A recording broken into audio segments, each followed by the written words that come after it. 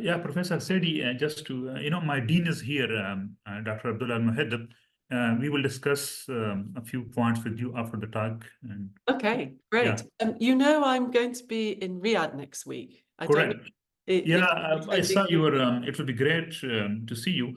I will try, but unfortunately, it seems I'm busy with the lectures. But hopefully, my dean, if he comes, he will like to meet you in Riyadh. He's also, very famous in this area. And yeah. Hi. Welcome, Professor Sadie. Hello. Yeah, great to have you with us today, and thanks for accepting our invitation. It's a real honor. So thank you. Thanks a lot. And it's a great pleasure to have you with us on the Saudi Aramco Cybersecurity Chair lecture series. I believe you will add the great value to the community and to the audience, and looking forward to your knowledge in this area. And great to hear that you are also coming to Riyadh next week. Oh, yeah. To the summit, the Cybersecurity Summit. That's great. So I will be attending also that summit. So looking forward to see you in person as well. Yes, maybe we can have coffee or tea. Sure. Yes. So that will be in the 2nd of October. Yes. Yeah. Perfect. Yes. So so you have a talk there? Yes, I'm on a panel. I think it's to do with AI security, but I have the briefing immediately after this seminar. Oh, that's great. Yes. Is that the first time coming to Saudi? It is. Yeah, I know. I'm so excited. Yeah. So we hope that you have an enjoyable trip to Saudi, and looking for more, and hopefully also coming to Dammam as well. Yes. Yeah. Yes. Perfect. Thanks a lot. It's lovely to see you. Thanks a lot. Right. I think it's now the time to start the session. So hello, everyone. Again, it's my great pleasure to welcome you all in the 19th seminar arranged by Saudi Aramco Cybersecurity Chair. The title for today's seminar is Reflections on Threat Detection, Insiders, Cyborgs, and AI. My name is Professor Nasrullah, and I'll be moderating this seminar today. As we know, we have divided this seminar into 2 sessions. In the first 40-45 minutes, speaker will present the topic, and then you can ask questions in the last 10 to 15 minutes. If you have any questions, you can let us know, and we will open your mic. Otherwise, you can just type your questions in the chat window, and we will try to communicate your questions to the audience and speaker.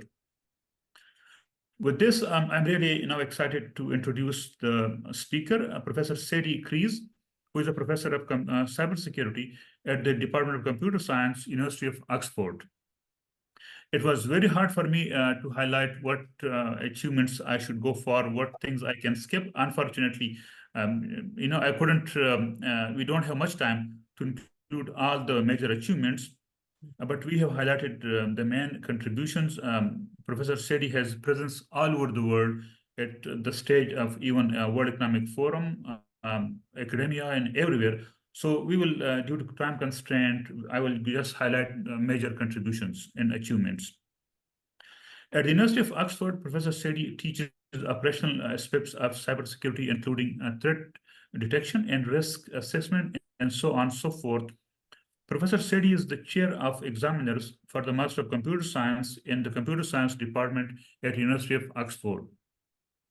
Elsewhere in Oxford, Professor Sadie is a member of the faculty at Belavetnik School Executive Public Leaders Program, where she teaches cybersecurity topics relevant to senior leaders in public policy from around the world.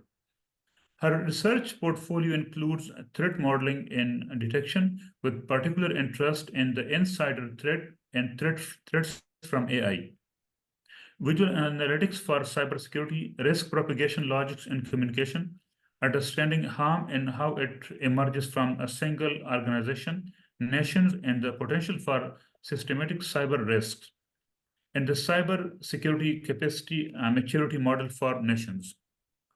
She leads the Oxford's team, collaboration with the World Economic Forum, shaping the future of cybersecurity and digital trust platform.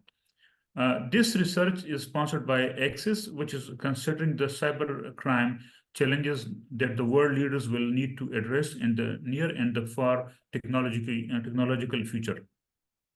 Professor Sadie is a regular public speaker on different forums. She speaks on cybersecurity and organizational challenges. Prior to returning to academia, she worked on as a cybersecurity expert in business and as a research scientist specializing in cybersecurity for the United Kingdom's Ministry of Defense. She has a PhD in computer science from the University of Oxford, as well as a master's degree in computation and a BS honors in mathematics and philosophy. With this, I would now request you all to please join me in welcoming Professor Sandy. Professor Sandy, please, over to you. You can take it from here. Thank you.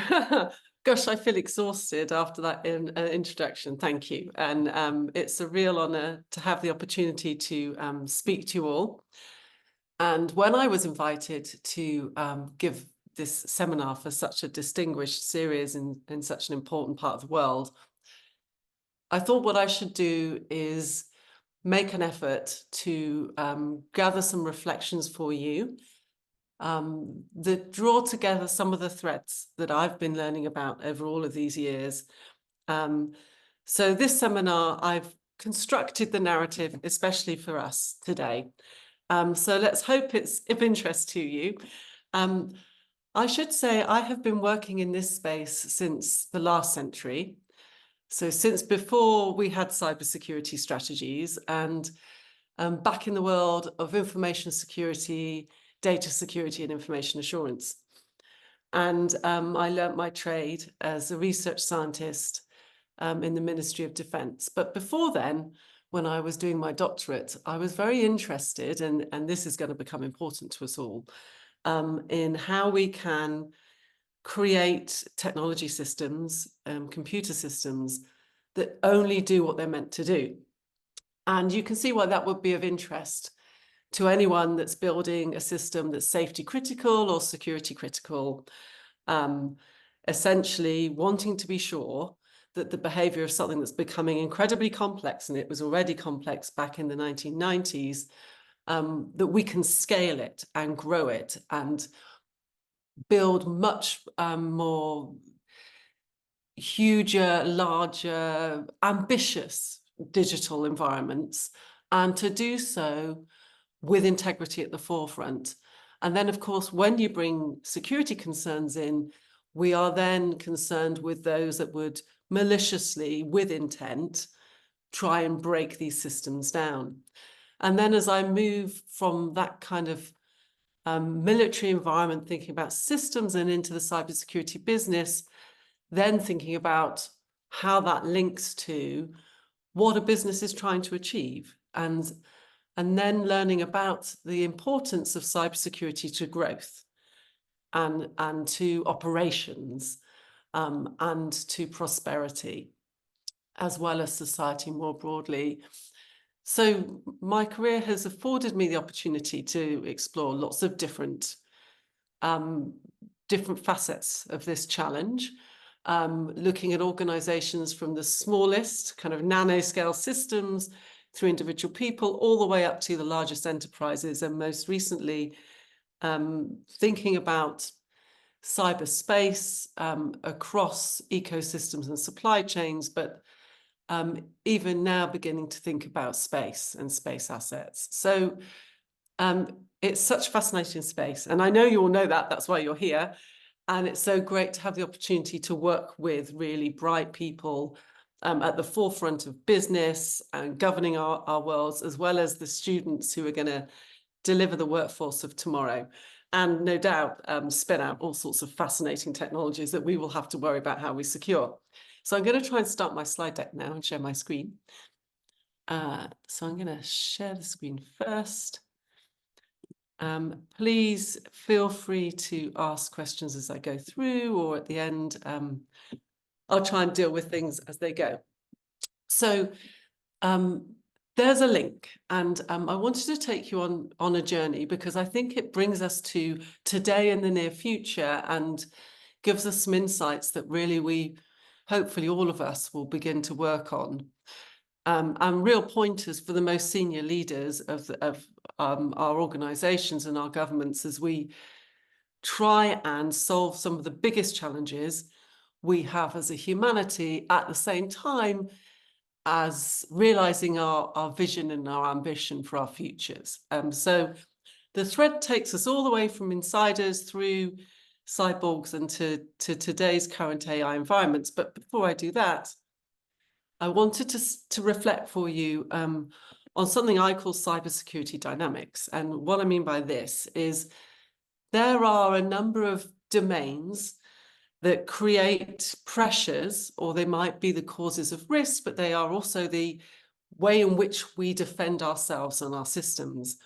And I think about these typically through these four lenses. So, of course, there's always the threat. In some situations, of course, one must always worry about accidental risk emerging, as well as the source of malign threat. But we face threats of different types.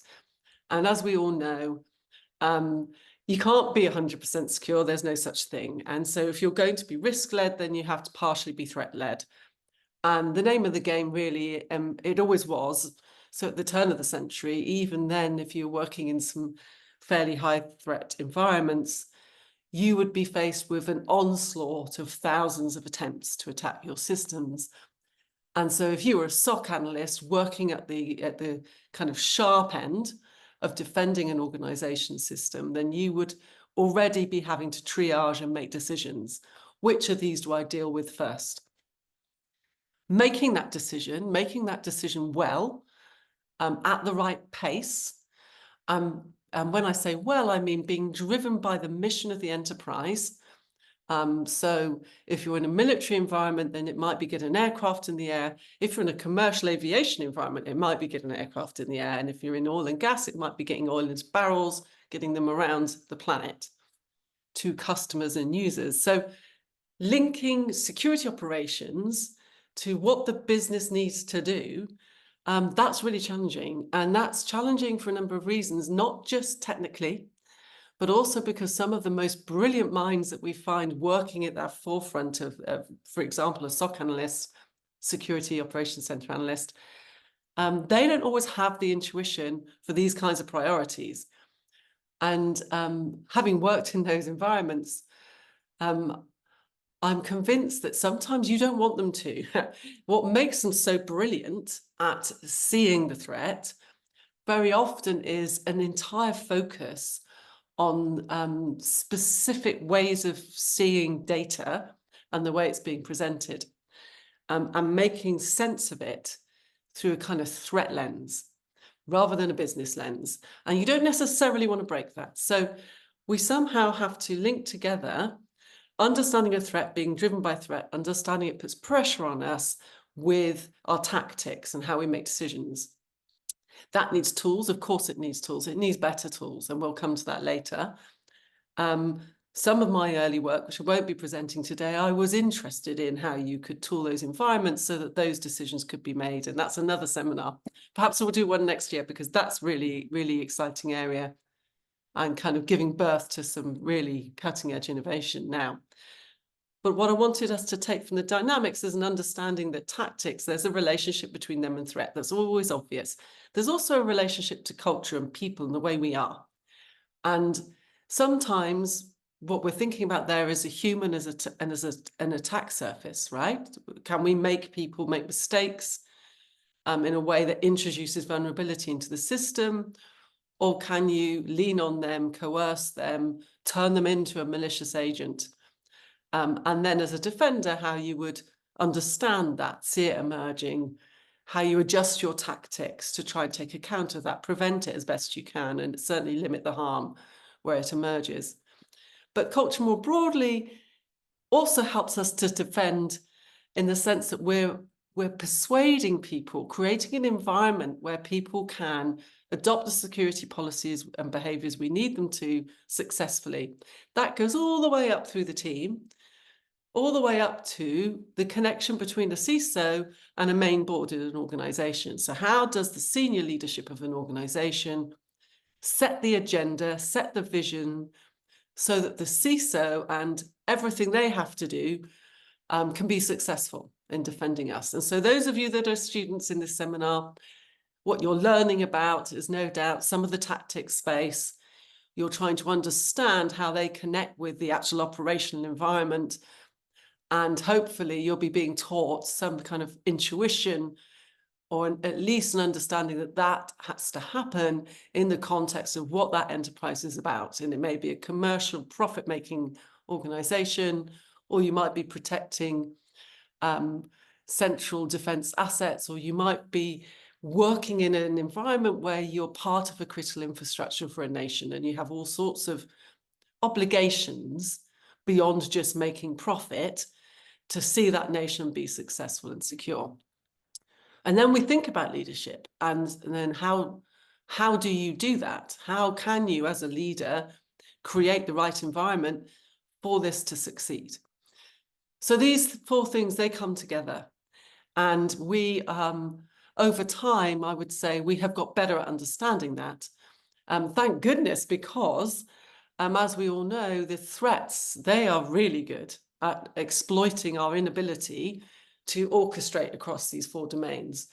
And some of the biggest, most successful, concerning attacks that have emerged over the years, when you study, and I know you will, and perhaps there's some people in the seminar who've had the bad luck to have actually been working in an organization that suffered some of these attacks, you will know that the threats are very good at stringing together attack vectors which lean on people, lean on an understanding of our organizations and how we work, and lean on the vulnerability of our technologies and work around that towards their objectives. And so understanding that the threat, of course, only has to kind of get lucky once, or at least once for the campaign, maybe a few things that are lucky.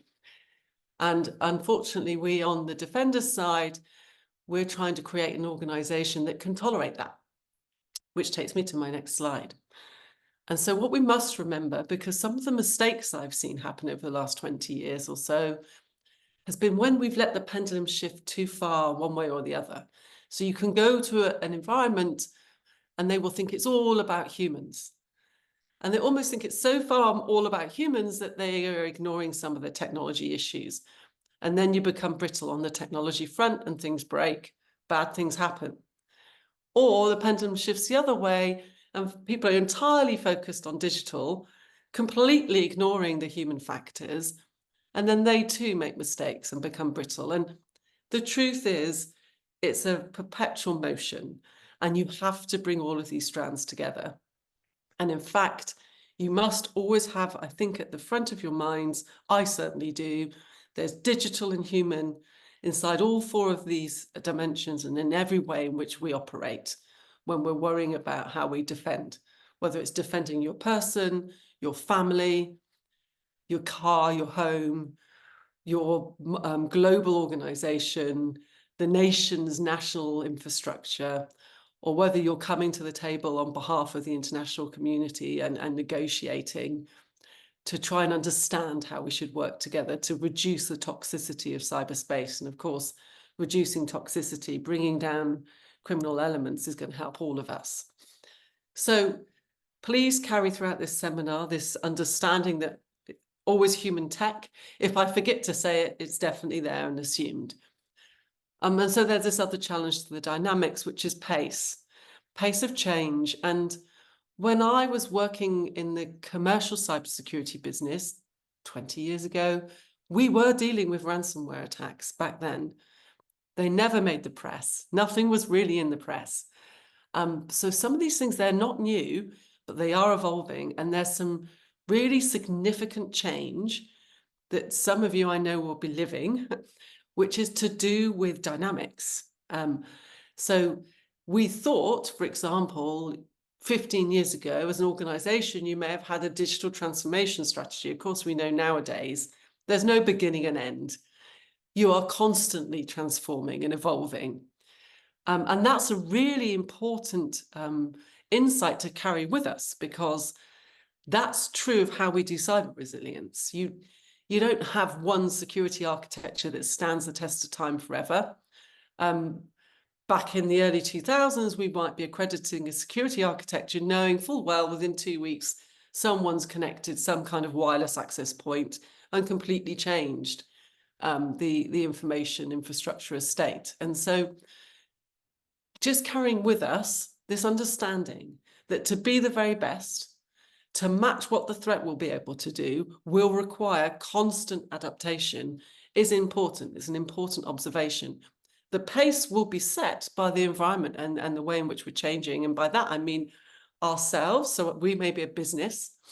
The pace at which we are changing and innovating our business services, the pace at which we want to consume new technology, move stuff out into the cloud, that all puts requirements on us in terms of cyber security, because we're creating opportunities for risk. We're also responding to the growing interest of the threat. Now, unfortunately, of course, the more dependent we become as a society on this tech, which we totally are, and it's kind of hard to imagine switching it off, that brings with it a kind of economics for the threat, which means it's possible to monetize and increase reward. And whether that's making money in cybercrime, or whether that's creating platforms for harm, political voice, whatever's driving the threat actor, certainly the potential for rewards is increasing at the same speed and scale. And so what we're really seeing is an exponential curve that's just getting kind of harder and harder to see how you can move with it. But we can, so long as we have the mentality and the acceptance that this will require a constant sense of movement. And eventually, the most mature organizations, they will begin to shape the future environment, shape their internals of their organizations, but also influence what's happening around them and get one step ahead. It doesn't mean you stop adapting, but it is likely to mean that you will feel more comfortable with the adaptations, but of course, always listening and watching for the indicators that perhaps you need to pivot and make some adjustments. So the other thing we have to take with us is always that these perimeters can't be assumed. They change, and the organizations that we're defending, they change all the time, and always remembering that humans are part of that system. So if we have an organization that we're trying to secure, and then we have people traveling the world, we need our security, our boundaries to go with them. Oftentimes, it's easier to think of that as being internalized inside the asset. You almost want the cyber defense and the cyber security baked right down into the DNA of the people in the organization. And we know, don't we, that the supply chains will fail. We also know, I hope, that people are awake to the fact that pre-positioning of malware, whether that's hardware or software, is happening, and it will happen in the same way that positioning of people as threats will be happening in organizations, as it always has. The issue, of course, is that now there'll be far more of it. Why will there be far more of it? One, we have generations of people that find it way more intuitive to think about cyber and physical at the same time. They live their lives in that way. So do the threat community. So there's a kind of big scaling up of the workforce in that regard. But also the rewards are bigger, and the opportunities to conduct these kinds of campaigns with slightly lower risk are also there. The ability to do it remote. It's harder potentially to catch that kind of criminal than somebody that's literally physically breaking into a bank. This isn't going to stop. So for us, it's a case of understanding the objective has to be resilience. And the objective is resilience, not just cyber resilience, but cyber resilience with a mandate. And that may well be business resilience, or it may be national infrastructure resilience. Whatever it is, it exists to do something. And we do it recognizing that we have to carry on and hopefully be better in the face of undoubted successful campaigns. So that's the first context set, if you like. And then the next step I wanted to talk to us about was really this, that insiders matter, I was involved in a big program of research on how one can do insider threat detection more effectively. It was always really challenging. For those of you that have worked in security for many years, you'll remember in the first era of intrusion detection systems, and we had managed intrusion detection systems offered by the security industry, so we would do that remotely for clients. It's always and has always and will always be easier to detect stuff that you've seen before. Of course, that's what sits beneath all of the patching and all of the firewalls that we do. And much harder to detect a 0-day. And the first round of anomaly detection, generally speaking, it all got switched off. And so what we did there is we said, okay, you can't always know what's going to come. And therefore, at the same time as doing that, one must always do that, recognize, I understand that's a weakness, try and get rid of it. I understand it's a weakness that a threat might exploit, so try and detect it. If you can't get rid of it, detect it when it happens. We also know the quicker you do that detection, the quicker you can respond, the less harm that will emerge, always. So the other part, the flip side of that is, you can't do that for everything. So does that mean you just give up and you hope that you're always not the first? And that when you're not the first, you're listening really hard to your peers and you will very quickly implement the fixes that have been either made, luckily, before anyone got harmed, or made as a result of responding to an attack. No, says the community, we can also learn about ourselves. And we should be able to know what normal looks like so that we can begin to detect when there's some small change that may or may not be threatening. But of course, the explosion in alerts is really hard. I don't know if any of you have done it, really, really hard to get your head around normal. You have to really begin to understand the different ways in which that can present itself. How can I measure normal? If you just think about a single human being, the number of different kinds of biometrics, and then you can kind of string them together, and then there's behavioral metrics, and then just general day-to-day intelligence about who we are and how we live. And of course, all of that's available now. There's a whole other lecture on the vulnerability of people to targeting. But the potential to bring this kind of anomaly detection in was important. And it became incredibly important in the context of insider threats. And I know you know this, but I wanted to take you through some thoughts that I have been having about that. So what you see on the slide here was one of the outputs of a piece of research we did a number of years ago when we were studying people, malign insiders, and trying to create a framework that enabled us to string together the different facets that had consequence on whether or not this human being, this member of staff or a colleague, was going to act in a malign way. And it has similarities to general threat modeling, where we understand that humans, they may well be upset at the world or disgruntled, however you want to call it. They may well have different political leanings, different philosophical leanings to colleagues or an organization. It doesn't necessarily mean they're actually going to do anything in terms of attacking. So there has to be a catalyst, and you can see that on the top left.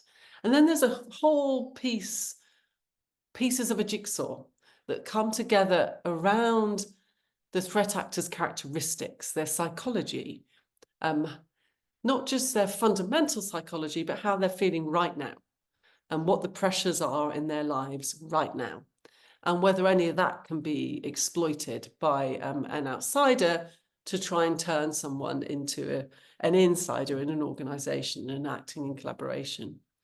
And then there's all these different things that they can do.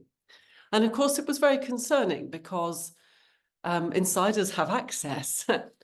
They have valid access. They have some kind of access credential. And so they don't have to worry about that initial hack from the outside to get a foothold. They have it. And what we had learned about ourselves over these years is that we were really good at building perimeters. It makes sense. As humans, we understand the notion of building a wall, having a locked door, locking a car. We were very good at actual physical security, cameras, people, access control. And so we moved all of that into a digital domain. What we weren't always so good at was the inside, once you're inside the perimeter. And of course, there's some really big famous events where people have acted against the interests of organizations from the inside. They certainly have the potential for creating an awful lot of harm, and if not harm, havoc, and undermining trust and undermining business processes and what we're trying to achieve. So we began thinking about insiders. At the same time, we saw the emergence of cloud. And for those in the technical domain, of course, there was this complaining, this isn't anything new. This is really service-orientated architectures by another thing, yada, yada. And apologies for anyone that's not a computer scientist in the room who's bored by that whole debate. But for those of you that are, then you'll know, and you'll have some sympathy with that. The technologies were very similar. What was different was the business model, right? And it's so important to understand that, because as soon as you have a viable business model or killer app, that drives so much change and innovation that you take what was a beautiful way of architecting systems in a scalable manner and thinking about how you engineer it in a way that you could test, scrutinize, manage the integrity of, supercharge it with this business model that solves some really big challenging problems in the world. How do I access all this computing hardware and software? I don't want to keep on the refresh. Maybe I can just rent some of it and let someone else kind of manage that scale up. Then as soon as you understand that that business driver is so incredibly important, boom, and then there's all this other stuff, layers on top of it. But I'm still on the inside of the slide. Why am I doing that? Because we were studying it. We were looking at cloud right at the beginning, thinking about, based on mine and my colleagues' background in some of the security professional services like ethical hacking, vulnerability research, intrusion detection, that kind of stuff. Thinking about how we could put an attacker lens on this and to try and work out what would be the most fruitful targets for bad malicious actors. And could we use that to direct our efforts on the defensive side? And of course, it comes as no surprise that's the link to insiders, because in the olden days, if you had 20 viable targets, you would have to work out how to attack each of those separately. If those 10 of those are sharing an infrastructure, then you only work out how to get in once. And there's no better way of getting in than to have someone on the inside of that, as it was an emerging marketplace. So no doubt now the cloud providers have sophisticated insider threat detection programs. At least we hope they do. They should do. And if any of you are cloud service providers, absolutely make sure you do, because it will be a very attractive place from which to conduct an attack. There's the link. So insiders actually are becoming really important. If you and remember, think laterally. Insiders, we were studying humans, but in truth, an APT, an advanced persistent threat, it manifests as some software and some data and some files that are sat on the inside of the victim's environment. That's an insider. It has the same access. And once it's installed and there's some command and control out to it, well, it's as good as that human being there, really-ish. They're not using valid credentials to get access in the normal way, but somehow have created a presence that does have access and can move around as if it was somebody on the other end of it. And so these things are coming together. And this is why I wanted us to reflect on what we mean by cyborgs, because it's not just the fact that you and I are dependent on some technology in our lives, and it's hard to imagine us without it. But actually, really, what we're talking about is organizational extension. Now, this slide I wanted to share with you, because when you start to think in a more expansive manner about how you can detect threats on your systems in your defensive mode, then you can imagine all the possible data sources. If you're thinking about where I might be attacked, how I might detect it, where I might observe it, maybe I'm going to try and do anomaly detection, or maybe I'm just going to try and put some tripwires in, you can think expansively. You must then think about legal policy, where you are in the world, what the organization can do, what the regulator says that you can do. And that obviously always governs what we do.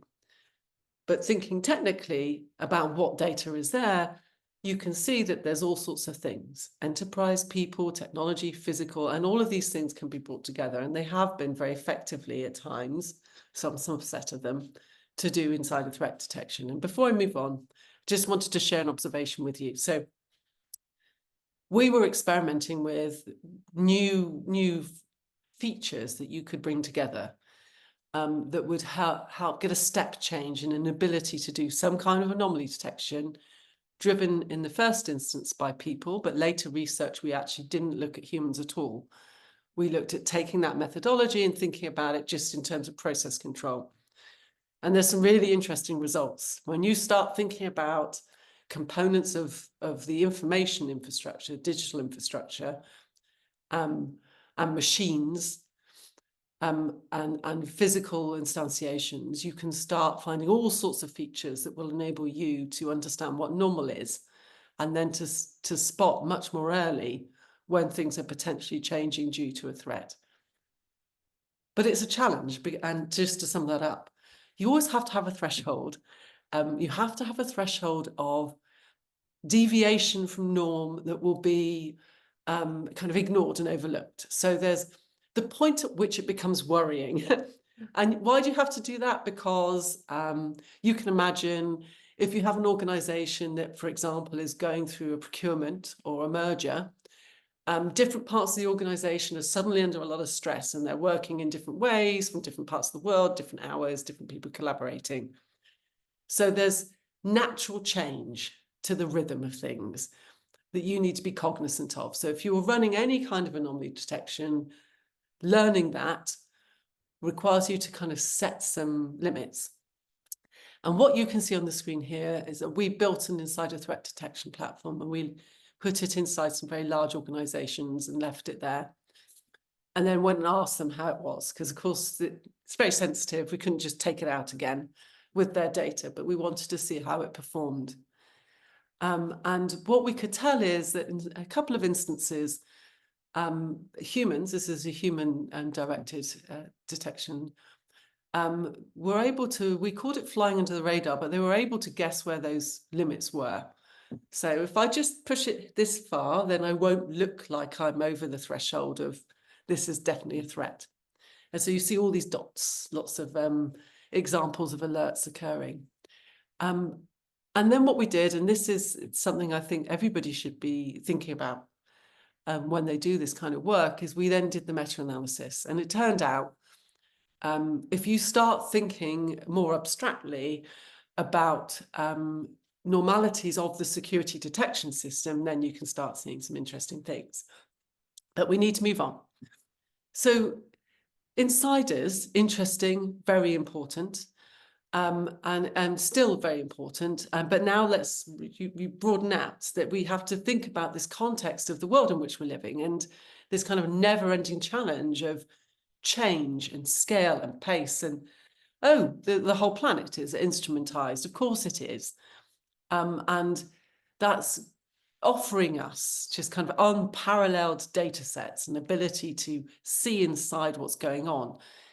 That's going to give us an opportunity, of course, to better understand our organizations, and in the broadest sense, so including our people and our tech and what we're trying to do, and broadening out to our ecosystems, our supply chains, our business partners, what they're doing. And there will be opportunity. I mean, think back to the slide of all the things that you could look at to understand, is there a threat here or not, is going to be huge. But of course, you have to manage that.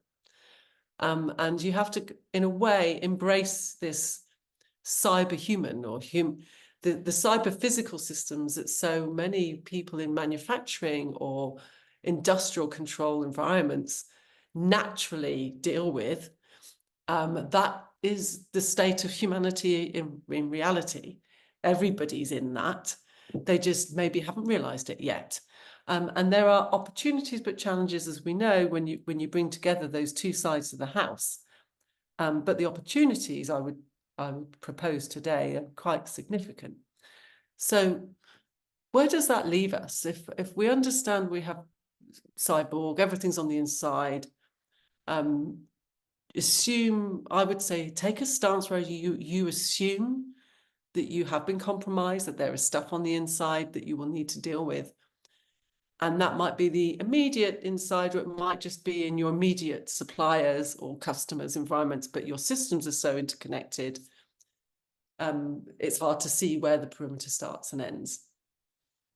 And of course, that will be replicated in the law courts as people's ongoing issues about who's responsible for what in various different incidents. If you are the platform for an onward attack, then and what responsibility do you take over that? Well, that will all happen. I'm no lawyer. What I do know and what I do study is what the consequence is and how we can generate evidence from our forensics and being forensically aware when we're doing our security, so that we have one eye on compliance and regulation and law, and how we enable our leaders to be even more ambitious in their technology evolving empire of business or whatever it is they're doing. Let them do more, but let them do it in an informed way, so that we have stronger governance, leading with integrity, real oversight, and ability to connect between cyber, business resilience, and growth. And that's perhaps naturally brings us to this issue of AI, because there's a really big challenge, a difficulty in how you protect an AI-enabled organization. And it needs observing now, because most organizations are exploring, at least, how they might benefit from this technology if they're not already using it. So you need to remember here the link between business, cyber, and assuming it's going to happen, you can't keep it all out, then therefore you need detection and instant response. So let's think about this thing, business resilience. This is a classic V diagram.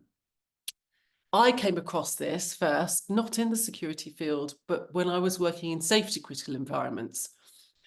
And there actually, the biggest challenge, you can imagine when you're developing a safety critical kind of system, you're required to meet really high levels of integrity and to be able to evidence it. So that would mean really large testing programs.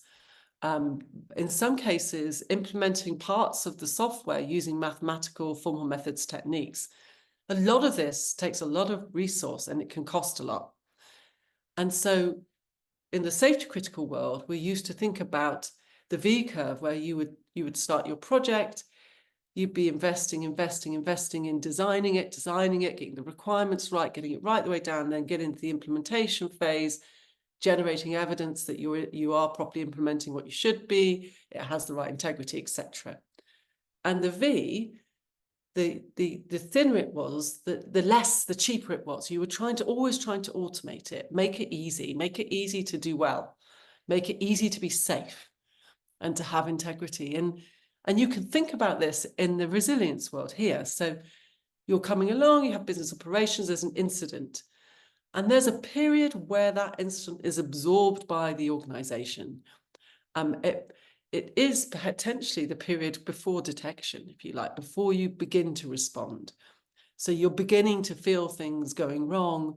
Perhaps in some instances, you've lost some IP, in others, things are slowing down, someone's inside the system. Then there's a point of detection and a point of recovery.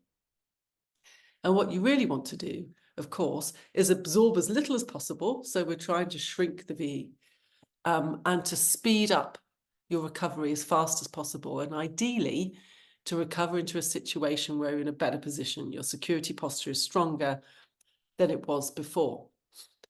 And so what is the challenge when we think about AI? Well, there are very many, and we don't have time to go through them all in detail. But the reason I bring it to you in this talk is because there's something different.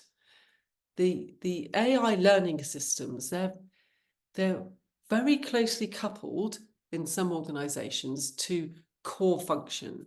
So if the AI system is saying, make these adjustments to the manufacturing process, it immediately, the output of that AI system has an immediate consequence for what's created and the quality of that.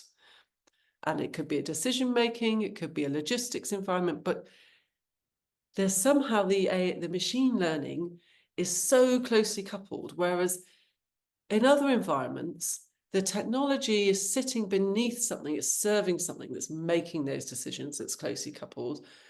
And you sometimes have an opportunity to use alternative technologies, to have redundancy.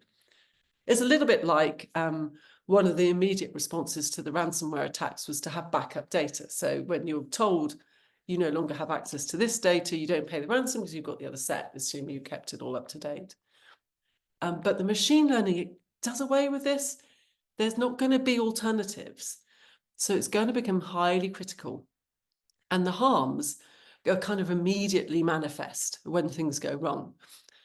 So there's various properties that we're concerned about, and there's some challenges. And I'm not going to go into detail about like a fairness or explainability or the issue of give the same system the same set of inputs twice. It doesn't necessarily have the same answer, which erodes trust in some systems' performances, and the inevitable new attack surface. Take it as read. And that's not the nub of the challenge. And then we saw, this is Daniel Meisler's, it was the first really engaging attempt I saw at trying to map out the attack surface of machine learning. I'm not going to go through it with you now. The stuff in green is capturing what the system does. So on the left, you have a user making requests, and there's some assistance, and they go through some APIs, and that makes some calls on the machine learning, that makes some calls on the large language model, and out it comes. And then all the red things, just imagine, close your eyes, half squinted it, there's lots of red. They're all the different ways in which Daniel at that time, and his thinking will have evolved since then, could see of the system being compromised. And then we come to today, and you're not meant to be able to read this. I want you to have a feel for complexity when you start really delving around. Where's the vulnerability and how are we going to deal with this? The stuff in red is the core AI system. The stuff in the grey box dangling along the top is actually remembering that the security functions that protect that can also be attacked. And the stuff in yellow below is all the directly supporting stuff. And as you delve around, then there's all sorts of ways in which you will lose integrity, potentially get sabotaged, worrying about confidentiality, bleeding data, bleeding insight, understanding what a system is by the kinds of the training data that's using, and then eventually hooking up into the business processes in this very tightly coupled way. And before I talk about where the real weaknesses are, reflect on the drivers of the risk here. What will make an organization more or less susceptible to risk?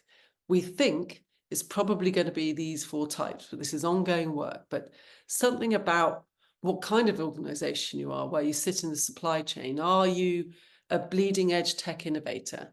Is that part of actually how the organization presents itself? So it's very important to be seen to be at the forefront of innovation. Or are you able to wait for other people to think about how you make these systems really secure before you engage in them? And that will have an effect on how much risk you're exposed to. Same to the nature of your business. Obviously, safety and human critical systems are going to face bigger risk. And then there's this piece around the level of the AI autonomy. How much human scrutiny? How much human in the loop? What does that mean in network defense? How many opportunities for a human to spot things going wrong? How far can the system go before anyone understands that something's gone wrong? And then, of course, the level of AI autonomy has a relationship with the complexity of incident response, because less autonomy, more human in the loop opportunities, they will naturally be the ways in which you'll think about rolling back to a safe state. And then there's your threat context, what you're facing. But perhaps as well as understanding where you sit in that, so any kind of senior leadership making decisions about how they invest in AI, as a security community, we would hope, wouldn't we, that they are thinking about that. What's my risk appetite? What kind of organization am I? Oh, this is my vision. This means I want to take these risks. This means this to my executive cybersecurity team. I better make sure and ask them to make sure that we have a plan. And of course, the plan is never going to be do something that no one knows how to do yet. But if you want to be at the forefront of innovation, then arguably you would be expected to be at the forefront of cyber resilience practice. And so the plan must be to understand the cutting edge of practice and to benchmark with peers, for sure. And then to make sure that in this context, that we have a really strong understanding of what the link is between AI system going wrong, the technical aspects, and the business. Which part of the business is it driving? What is the business doing with it? So that we can begin to plan how would we detect things going wrong if we can't see it on the technical end, can we see it on the business end? Which brings me, don't worry, I know I'm coming to the end of my time, but I'm almost there. To some capability issues that I wanted to leave us with, which is this. The control measures we typically use in the ISO standards, or you might see inside the NIST framework, or whichever is your favorite framework, they are similar and they have stood the test of time. So many of these things we were using in the year 2000, in the 1999. But there's a few that are not going to translate well into this kind of machine learning world that's inherently challenging. And it brings me right back, and this is why we went on the journey, to threat detection and incident response. It's a crucial capability, we know it is, and if you work in a regulated market, you are expected to do it. Of course, you should try and engineer out vulnerability. Of course, you should try and prevent as much as possible. But realistically, you can't prevent it all. And so if you're working inside network defense, you need that prevention because it takes the noise down so that you can focus on the stuff that is going to get through. And that's the ops side. And the quicker we do threat detection, the more accurately we do it, the less harm our organization is going to experience. So here's the challenge. Obviously, there's something about machine learning is being engineered to enable algorithms to work out correlations, interesting relationships in data, to make predictions about our world that we as humans, we can't process all of that in one go. We can't do it. And that's why we have the explainability challenge, because even when we see the outcome, it's sometimes really hard to understand how the system got there, what mattered in arriving at that insight. And that's challenging for threat detection. It's challenging to understand how one might know when things were bad, when deliberately the system is trying to create knowledge and artifacts which were outside of what we could imagine, or at least maybe we could imagine it, but we couldn't reach that point. So there's some challenges there, and then there's some challenges and then what do you do next, and where do you go, where do you roll back, because it's so tightly coupled to the business. Do we have the tools that enable us to understand that coupling, so that if someone were to say to us in a boardroom, whoops, the machine learning algorithm, it failed us, then obviously the response by those charged with governance will be, well, what does that mean? What did it affect? What should we be doing next? And how do we limit the harm to us and our customers and our stakeholders? There's no obvious way of generating that insight right now. So that's an opportunity for the innovators on the seminar. There is a market gap there for certain, and it's a space that we'll be working in. So just final two slides, I wanted to leave you with some insights into what we're up to now. When I say we, I have a group in computer science, and we're called the Cybersecurity Analytics Group, and we get involved in all sorts of research and and collaborate with people all across the university and the world. So on the tactics to protect AI, so this is not using AI inside cyber defense. Yes, do that.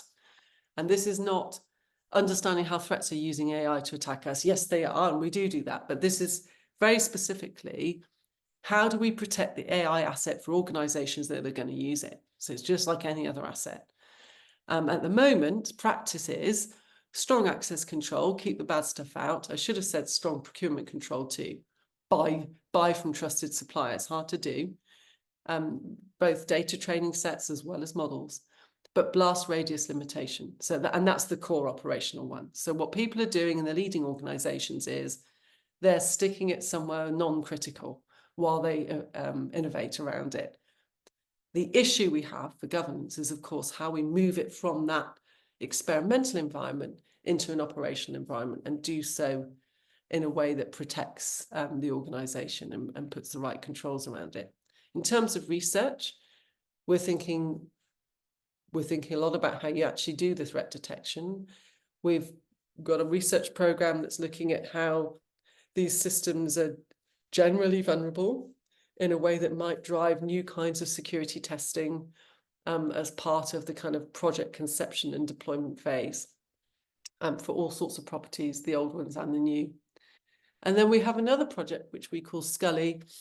I don't know if any of you are old enough to remember the X-Files or to have watched it, but anyway, if you have, then you'll know what I mean. But the X-Files kind of fringe science piece, and Scully is a character, but it actually has a reason, and it stands for securing ultra large scale infrastructures. And by ultra large scale, we're talking about supply chains and ecosystems, so multi-organizational environments or global organizations with different outposts that perhaps acting as different legal entities. They may have slightly different architectures, but somehow bringing them together so that they can have coordinated response. So we can understand what it looks like for a whole sector to go down, or learn from some of the experiences in cities around the world where there's been an attack and it's propagated into multiple businesses, multiple sectors. Can we do better at understanding how that risk is going to propagate, predict it? Can we do better at understanding how much you can rely on different parts of this bigger system?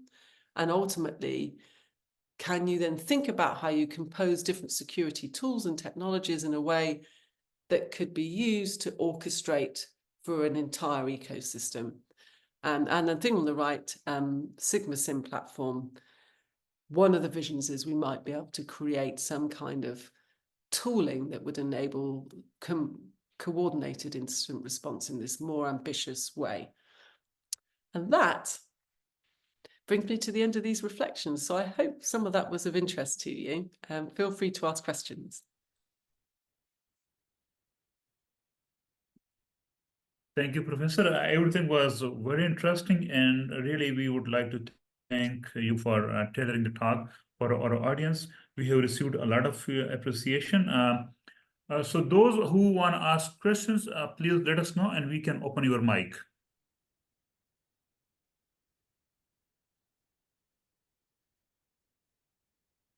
Right. In the meanwhile, I have received a question. I will type it in the chat window. So Professor, you can take the question, and I will, for the audience, I will type it in the chat window. Can you elaborate on the potential consequences of having a bleeding edge innovator position in the supply chain? So I'm guessing you mean your organization being the bleeding edge innovator in that position? Yes.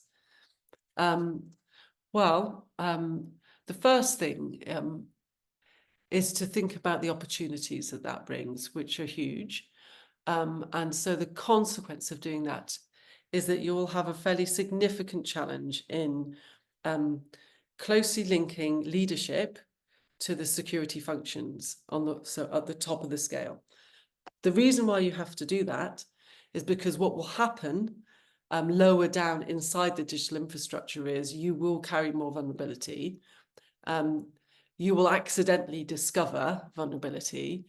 And at times, that may be inside a system that you are beginning to think about being the kind of core element of business growth. So what you have to do there is you have to have a more closer coupling between the security operations and the oversight function. And I would recommend not just looking at the usual reporting mechanisms. So this many attacks were stopped, we fixed this many bugs or what have you. I would actually look for reporting that's more driven by encouraging the innovation. So, and thinking about process. And so can you get the cyber resilience features inside the innovations? How much more of that could you do rather than bolting it on? And thinking about benchmarking against bleeding edge innovators in slightly different sectors. So what do the leadership ask of their security teams? And how do the security teams link in with the legal teams and the risk teams to ensure that kind of questions are regularly asked, thinking about how risk might propagate? So there's the other issue. If something goes wrong, how far might it get through your organization without you knowing? Can you put some insights, some sensors in that would help you spot some changes that were bad? And also thinking about how you respond very, very, very quickly. So I would enhance my situational awareness. I think I'd probably invest in some tools that give me really, really good insight, specifically on how business process depends on these technologies. And then make sure that the boardroom have some intuition for cyber risk, because they'll be able to think about business processes and operations. We just need them to be able to also think about that in terms of how to process if they read something in the paper, oh, this might actually apply to my organization. So to know when bad things happening to other innovators should lead you to question how you're behaving in your own company. I hope that answers your question. I hope I understood your question. Yeah, perfect. Yeah. So we have more questions. Maybe Professor Naya, you want to ask questions live? Please go ahead. Thank you very much. Can you hear me? Hi, Naya. Hi, Sadie. Well, thank you for the presentation. And I will dive directly into the question. You said towards the end of your presentation about limiting the blast radius. And I understand that in limiting the effect of the event. Now, I want to put this into the context that we currently have a group of students that are using chaos engineering methods to see exactly what the blast radius would be in the situation of an adversarial event. But it doesn't have to be intentional, right? It can be just the server falling or so. In this context, I would like to ask you whether you can comment from your experience where you could apply this in the case of intentional attacks, because what we do right now is in the case of unintentional, something fails or, you know, the link fails or something. So that's the question. Thank you. Oh, that's really interesting. With the threat lens, if you like, what the threats will be thinking about is how they can control that blast radius towards interesting places. So as we know, I mean, not talking about just hack in, take something, leave. I'm talking about advanced persistent threats or serendipity. So the chaos engineering, I've not researched with chaos engineering, but I think I know what you're talking about. And I think that would be a really interesting way of testing blast radius, kind of security architecture designs, in the same way that when we do pen testing or ethical hacking, what we're trying to do is mimic how we might be hacked, and we kind of fuzz that a bit. So obviously you can't try every way, but you try and try the challenging ways, the ways in which the victim organization might not be able to withstand.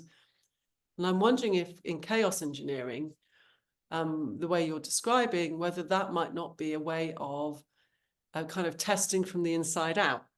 So the blast radius protection design, but could you use chaos engineering to explore how far an insider could get? Or something like that. So could something that's on the inside of the organization benefit from serendipity, accidental? How far could it get?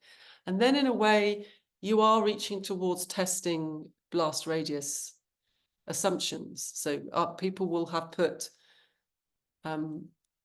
firewalls, ways of stopping things moving beyond parts of the architecture. And I wonder, it's really interesting whether you could do that. You know that not many people have good testing solutions from the inside out. You should really think about that.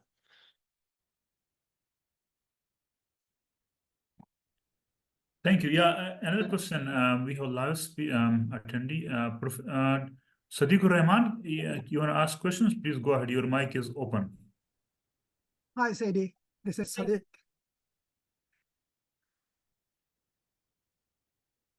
Hi, Am I Sadie. here? Yes, you're here. Hello. Yeah. Hello. Hi, Can hi. you hear me? Your voice is breaking, Sadiq. Maybe there is a lagging on my network. Yeah. Can you hear me, Sadie? Yes.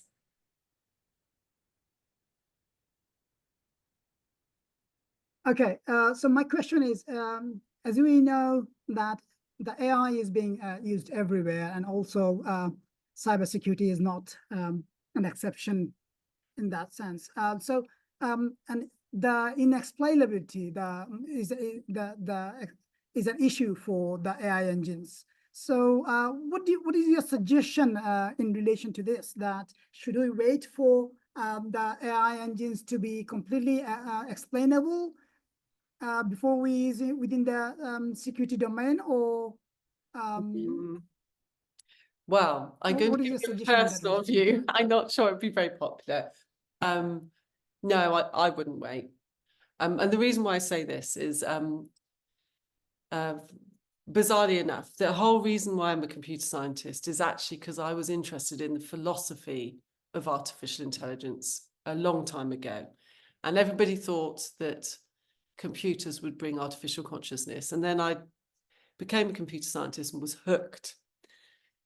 But just based on that kind of journey and seeing the way things are evolving now, I think if one were to take the mental attitude of wait until things are explainable, one will be very disappointed.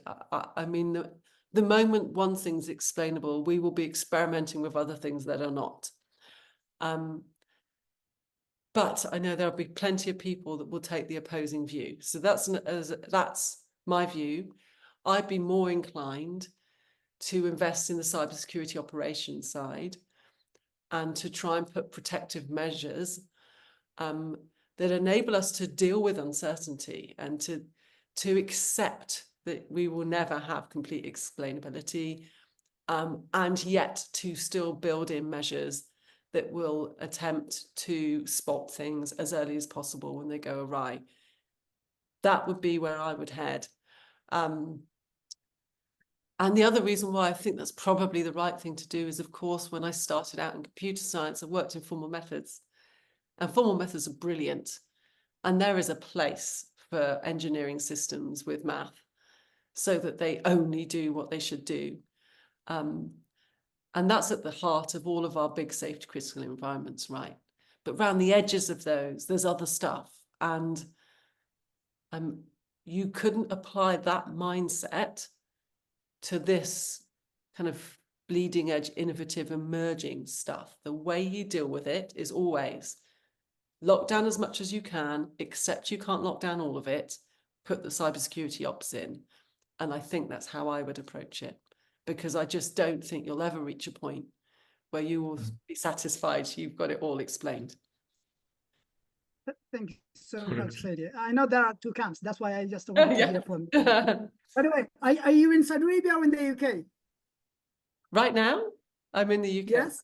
Yeah. Oh, okay, okay. I'm in Saudi Arabia, by the way. Uh-huh. Thank you. Yeah, so we have more questions. No, we don't have much time, but maybe you can have a list, check these questions in the chat window, and you Yes. can Okay. answer the one you think are more important, or Okay, maybe I'll I pick can up. type one, which is, we are talking a lot about zero trust. So there's the question, question 4. I just rewrite for everyone. You would like to answer this question? Oh, right. Zero trust. Wow. God. There's so many manifestations of zero trust, right? There's one manifestation of zero trust where you don't trust anything on the inside, and we crypto protect everything and tunnel it all the way through the architecture. I wonder if that's the version you're talking about, because of course that is really difficult for insider threat detection, because if you hide everything from the environment, then you are potentially hiding it from the security function. And of course, how do people get around that? Well, they enable the security function to see inside that stuff, just no one else. So I think the principle of zero trust can be useful as a philosophy, in that be careful what you trust, of course. But I think perhaps more realistic is that you have to put your trust somewhere. You always have to bootstrap it. So many years ago, I worked on spontaneous security protocols, which were actually about setting up crypto channels, so private channels between people and devices, when you couldn't access the public key infrastructure that was going to enable you to manage the encryption. And I would lean on that. How did we do that? We did it because we said in certain circumstances, these two people, they know each other, so you can have some out-of-band trust. And that kind of thing is happening today. So I think actually safety first. I think the concept I'd leave you with is actually, when you're working with zero trust, you must be careful about what that means and to question it, because there's trust bootstrapped somewhere. And it's very, very important that you understand that and you protect it.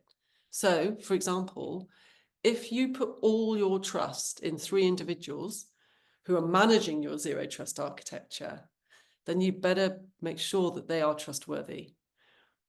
And you better be aware if that ever changes. And so zero trust comes with trust requirements elsewhere. It's not just zero. Thank you very much, Professor Sandy. I think with this, now we can conclude the session. Dr. Abdullah, you want to thank the speaker kindly? I'd like to thank you, Prof. Sadie, for a very interesting talk. We've inspired the audience about the insider threats, and we've opened directions for research. If we have, maybe you are aware, we have the Bachelor of Cybersecurity and Digital Forensics. We have around 200 students studying the cybersecurity. Plus, we have opened this year a Master of Cybersecurity. Hopefully, we also will be inspired about the importance of tackling the insider threats and also the use of AI in this domain. And I believe also I would like to thank the audience. I can see from industry, from Saudi Aramco, from the government sector, and also faculty members from our college, from the university, and from other universities as well. So I'd like to thank them for their attendance and for their interaction in this session. I would like to thank our also moderator, Prof. Nasr Mallah, for the excellent moderation of this session, and also for inviting Prof. Sadie and having the pleasure of meeting her today, and also knowing about these important topics in more deep. And looking forward to see you, Prof. Sadie, next week, and wishing you also a safe trip and enjoyable trip as well. So thanks a lot, and really appreciate it. Thank you. Thank you. Thank you. It's an honor. Bye.